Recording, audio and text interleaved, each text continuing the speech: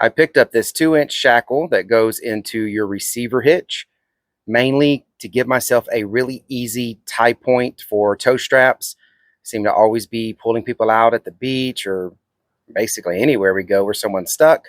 So I felt it'd be nice to have a really easy tow connection instead of me climbing under the truck to hook it up.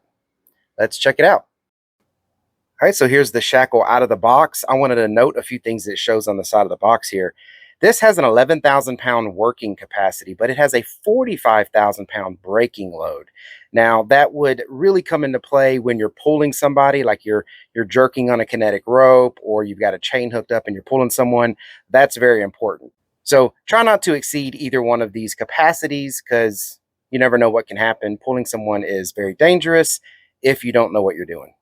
All right, so here's the shackle out of the box. Again, it's for a 2-inch receiver. It can go either way. There's a slot here to put the pin this way, or a slot here to put the pin this way. It does come with a pin and cotter key to hold that into your hitch. The cool thing about these is the fact that it's a shackle. So you unscrew this bolt right here, and this whole piece comes off. So if you have like a tow strap that's got a loop at the end, which most of them do, you just loop this through that, put the pin back into it, which screws in and out very easily by hand.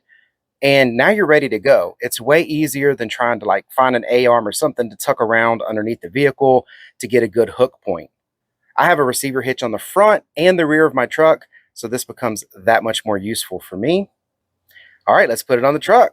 All right, so here's the shackle installed in my receiver hitch here in the front. You know, it's got a really nice loop. Like I said, you just take this bolt out here. You can put your strap through here. Now you've got an easy pull point, either getting pulled out or pulling someone else out. Here is the pin put in with the cotter key. Fits great here in the front. Doesn't stick out too far, but still gives you all the functionality you need. Let's go ahead and put it in the rear.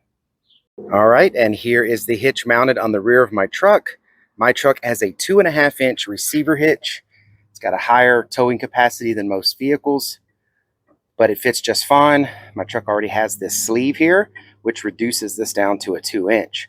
So this is like fitting it in a 2-inch receiver. It fits in there nice and sturdy. Still has more than enough room to go all the way back and get the pin in. And like I said, it doesn't stick out real crazy far. So if you wanted to leave this in the receiver hitch of your truck, it's not obnoxious.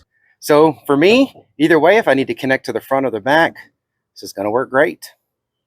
All right, I hope this review was helpful. Thank y'all for watching. Y'all take care.